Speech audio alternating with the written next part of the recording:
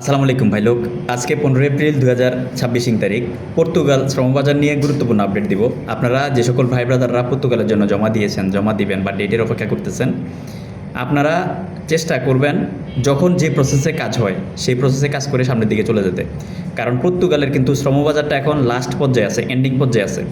আমরা যারা বিগত দিনে কাজ করেছি ইউরোপ নিয়ে, একটা শ্রমবাজার কিন্তু খোলা হইলেও আমাদেরকে একটা সাইনেজ দেয়, এটা কতদিন পর্যন্ত লম্বা সময় ধরে চলবে। আবার বন্ধ হওয়ার আগেও কিন্তু আমাদের সংকেত দেয় যে এই বন্ধ হয়ে যাওয়ার পথে আছে। যেমন আমরা ক্রোয়েশিয়া নিয়ে 2024 সালের লাস্টের দিকে আমরা যে ধরাটা খাইছি, মানে ক্রোয়েশিয়া এমনভাবে ভিসা দিচ্ছিল, ভিসার ফ্লোটা এমনভাবে ছিল, মানে বাংলাদেশিরা পাসপোর্ট জমা দিলেই ভিসা, যেমনটা এখন পর্তুগাল দিচ্ছে। ঠিক 2024 সালের লাস্টের দিকে এই যে এত বছর, মানে এত দিন ধরে তারা যখন ভিসা দিয়ে আসছিল, বাঙালিরা গিয়ে যখন পালাই গেছে, তখন কিন্তু ইউরোপীয় ইউনিয়ন কিন্তু চাপ দিছে। চাপ দেওয়ার পরে আপনার কিন্তু ধাম করে ভিসা বন্ধ করে দিয়েছে। এখন আমরা যারা ভিসা করতে গিয়ে আমরা ভিসা পাইছি, আমরা কিন্তু আশায় আমরা কিন্তু পাসপোর্ট নিয়ে আমরা কিন্তু জট লাফিয়ে দিয়ে ফেলছি, যারা যেখান থেকে যেভাবে কাজ করছি। কিন্তু ফলশ্রুতিতে লাস্টে গিয়ে কী হলো, বন্ধ হয়ে গেছে। নিজেরাও ধরা খাইছি, যারা আমাদেরকে বিলিভ করছে তারাও ধরা খাইছে। ঠিক এক্স্যাক্টলি পর্তুগালের শ্রমবাজারটা এখন ওই পর্যায়ে চলতেছে। End of the day, last পর্যায়ে চলে আসছে। এটা এই পর্যায়ে যারা এখন জমা দিচ্ছেন, আপনারা চেষ্টা করবেন চিন্তা ভাবনা করে জমা দিতে। কারণ আগামী 3 মাস পরের থেকে গণহারে রিজেকশন শুরু হয়ে যাবে, গণহারে। কারণ ইউরোপীয় ইউনিয়ন কিন্তু এক দেশে বাংলাদেশিদের জন্য ভিসা খোলা রাখে 1 বছর, 1.5 বছর, 2 বছর, এরপরে কিন্তু ধাম করে বন্ধ করে দেয়। আবার আরেকটা দেশ খুলে, মানে একটা দরজা বন্ধ হলে আরেকটা দরজা খোলা থাকে। এইভাবে দেখবেন আপনারা হিস্ট্রি, আপনারা যারা এই লাইনে কাজ করেন বা আপনারা খোঁজখবর রাখেন, আপনারা বুঝতে পারেন পোল্যান্ড একসময় বাংলাদেশিদেরকে ভালোই ভিসা দিছে, অনেক ভিসা দিছে পোল্যান্ড, কিন্তু এখন কিন্তু ভিসা দিচ্ছে না। আমরাও কিন্তু ঠিক পোল্যান্ডের লাস্ট পর্যায়ে গিয়ে আমরা যখন কাজ করতে গিয়েছি, তখন কিন্তু এভাবে ধাম করে বন্ধ হয়ে গেছে ধরা। তো এই জন্য যখন যে শ্রমবাজার যে প্রসেসে কাজ করবে সেই প্রসেসে কাজ করতে হবে। রোমানিয়া একসময় বাংলাদেশিদেরকে প্রচুর ভিসা দিছিল, পরে আবার মাঝখান দিয়ে কিন্তু ধাম করে বন্ধ করে দিয়েছে, এখন আবার দিচ্ছে। কিন্তু আমরা যারা বন্ধ করার আগে আমরা যারা একটা প্রসেস পেয়েছিলাম, যে প্রসেসে আপনার দেখা গেছে যে ওয়ার্ক পারমিট আসার পরে 2023 সালের লাস্টের দিকে ওয়ার্ক পারমিট আসার পরে আপনার 8 মাস, 9 মাস, 10 মাস, 11 মাস পরে গিয়ে দিল্লিতে গিয়ে আপনার অ্যাপয়েন্টমেন্ট সিরিয়াল পাওয়া যেত। তো এইটাকে কিন্তু একটা মাধ্যম ছিল যে আপনার ওই অ্যাপয়েন্টমেন্টের যে লম্বা গ্যাপটা, এটাকেই শর্টকাটে নিয়ে আসা যেত। আর ওই প্রসেসে যে সকল ভাই ব্রাদাররা একটু বেশি টাকা পয়সা দিয়ে ওই প্রসেসে কাজ করছেন, তারা কিন্তু গেইনার হয়ে চলে গিয়েছেন। তো ঠিক পর্তুগালের বিষয়টা হচ্ছে যে এখন সেম কন্ডিশনে সেমভাবেই কাজ হচ্ছে।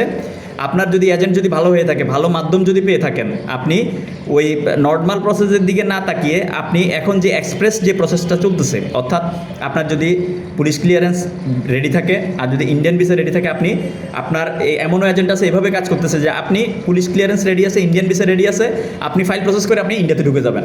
কারণটা কি, আপনি ইন্ডিয়া থাকার সাথে সাথে আপনাকে উইথিন 1 মান্থ আপনাকে দাঁড় করিয়ে দিবে। এমন হইতে পারে 15 দিনের ভিতরে দাঁড় করাই দিতে পারে, এমন হইতে পারে 1 মাসের মধ্যেও দাঁড় করাই দিতে পারে, এমন হইতে পারে 1 মাসের একটু কম বেশি সময় লাগতে পারে। কিন্তু আপনি ফাইল জমা দেওয়ার সাথে সাথে ইন্ডিয়া ঢুকে যেতে হবে। কারণ আপনার যে কোনো মুহূর্তে আপনার অ্যাপ্রুভাল আসার পরে কিন্তু যে কোনো মুহূর্তে আপনার ডেট আপনি পেয়ে যাবেন। তো এই প্রসেসটা খুবই শর্টকাট প্রসেস, খুবই আপনার এটা এখন এই ট্রেন্ডটাই চলতেছে। এই ট্রেন্ডের মধ্যে আপনারা যদি এই কাজটা বের করতে পারেন, তাহলে আপনারা বাইচে গেছেন। আর নাইলে যারা 3 মাস 4 মাস পরে যারা আপনার এই যে অ্যাপয়েন্টমেন্ট ডেট, আপনারা এখন ফাইল জমা দিবেন, তারপরে 2 মাস পরে আপনাদের অ্যাপয়েন্টমেন্ট ডেট পাবেন, তারপরে গিয়ে আবার জমা দিবেন। অ্যাপয়েন্টমেন্ট ডেট পাইতে আপনাদের 1 মাস বা 1.5 মাস, 2 মাস লাগবে। এরপরে গিয়ে আরও 2 মাস ব্যাক ডেটে গিয়ে আপনারা জমা দিবেন। ততদিনে কিন্তু পর্তুগালের শ্রমবাজার কিন্তু কেল্লা ফতে। তো আপনার যদি এজেন্সি যদি ভালো হয়ে থাকে, আপনি জমা দেন, এজেন্সি ভালো হয়ে থাকে। আমি বলবো না যে আমাকে জমা দেন, যাকে ইচ্ছা তাকে জমা দেন, তবে এই প্রসেসে যে কাজ করবে তাকে জমা দেন। কারণ আমি এতদিন ধরে কিন্তু আমার 5টা অ্যাপয়েন্টমেন্ট জটিলতা ছিল বিদায় আমি সবাইকে বলতাম যে ভাই, অ্যাপয়েন্টমেন্ট জটিলতার কারণে নতুন করে কোথাও ফাইল জমা দিয়েন না, কারণ অ্যাপয়েন্টমেন্ট জটিলতা চলে।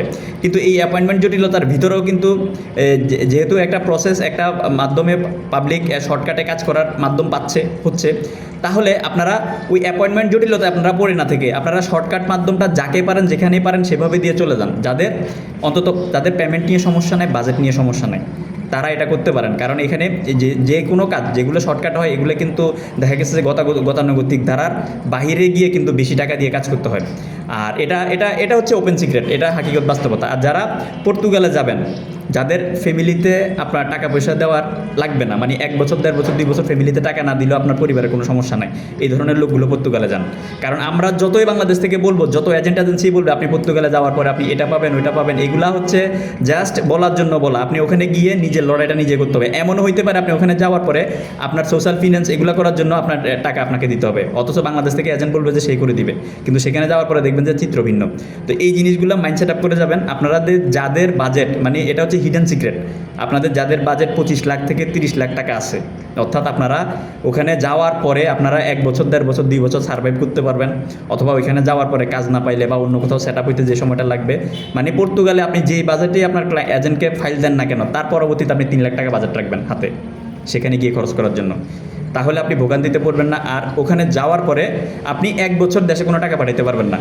আপনার পরিবারে যদি সেই ধরনের সক্ষমতা থাকে, ওই ধরনের বাজেট থাকে যে আপনার পরিবারে আরও ইনকাম সোর্স আছে বা আপনার পরিবারে টাকা পয়সা আছে, আপনি 6 মাস 1 বছর 1.5 বছর ফ্যামিলিতে টাকা না দিলে আপনার কিচ্ছু যাবে আসবে না, তাহলে আপনার জন্য পর্তুগাল, এই সমস্ত লোকের জন্য পর্তুগাল।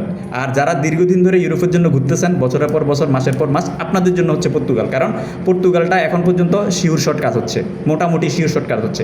যারা ভালো মাধ্যমে জমা দিতে পারতেছেন, আর যারা মাধ্যম ছাড়া জমা দিচ্ছেন, ভালো মাধ্যমে জমা দিচ্ছেন না, দেখা গেছে যে আপনার ডকুমেন্ট চাইবে, আবার ডকুমেন্ট চাইবে, আবার আপনাকে রিফিউজ করবে, আবার আপনার সময় যাবে। তো এখন যেহেতু পর্তুগাল শ্রমবাজারের লাস্ট পর্যায়ে আছে, আমি কিন্তু 9 বছরের বাস্তব অভিজ্ঞতার আলোকে কথাগুলো বলছি। কারণ প্রত্যেকটা ইউরোপের মোটামুটি বেশ কিছু শ্রমবাজারের উত্থান পতন, খোলা বন্ধ, এগুলো দেখেছি, বিধায় বাস্তব অভিজ্ঞতার আলোকে কথা বলছি।